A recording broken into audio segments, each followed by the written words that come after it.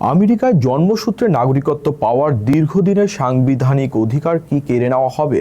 President Donald ট্রাম্পের এই বিতর্কিত নির্বাহী আদেশের উপর শুনানি চলাকালীন খোদ সুপ্রিম কোর্টের বিচারপতিরাই চরম সংশয় প্রকাশ করেছেন।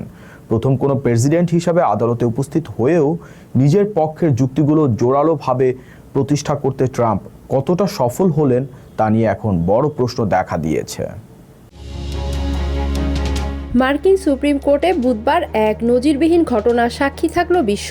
প্রেসিডেন্ট ডোনাল্ড ট্রাম্পের জন্মসূত্রে নাগরিকত্ব বা বার্থরাইট সিটিজেনশিপ সীমিত করার নির্দেশের বিরুদ্ধে আইনি লড়াই এখন চূড়ান্ত পর্যায়ে। এই প্রথম কোনো ক্ষমতাসীন মার্কিন প্রেসিডেন্ট হিসেবে ট্রাম্প সশরীরে সুপ্রিম কোর্টের শুনানিতে উপস্থিত ছিলেন। লাল টাই এবং কালো স্যুটে সজ্জিত ট্রাম্প আদালতের সামনের সারিতে বসে পুরো কার্যক্রম পর্যবেক্ষণ করেন। তবে 2 ঘন্টারও বেশি সময় ধরে চলা এই শুনানিতে রক্ষণশীল এবং উদারপন্থী উভয় পক্ষের বিচারপতিরাই ট্রাম্প প্রশাসনের আইনজীবীকে কড়া প্রশ্নের মুখে ফেলেন। 6-3 রক্ষণশীল সংখ্যাগরিষ্ঠতা থাকা সত্ত্বেও বেশিরভাগ বিচারপতি এই নির্দেশের আইনি বৈধতা নিয়ে সন্দেহ প্রকাশ করেছেন।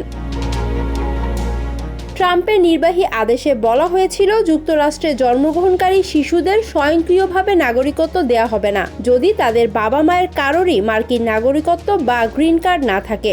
সরকারের পক্ষ থেকে সলিসিটর জেনারেল ডি জন সয়ার যুক্তি দেন যে এই নিয়ম অবৈধ অভিবাসনকে উৎসাহিত করছে এবং মার্কিন নাগরিকত্বের মর্যাদাকে ক্ষুণ্ণ করছে।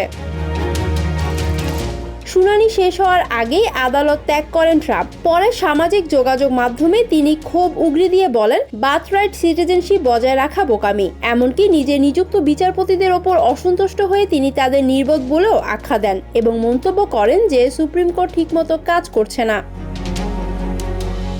আমেরিকা বিশ্বের সেই 33টি দেশের একটি যেখানে জন্মসূত্রে নাগরিকত্ব দেওয়ার নিয়ম চালু আছে। যদি সুপ্রিম কোর্ট ট্রাম্পের এই নির্দেশকে আটকে দেয় তবে তা হবে তার অভিবাসন নীতির জন্য একটি বিশাল বড় ধাক্কা।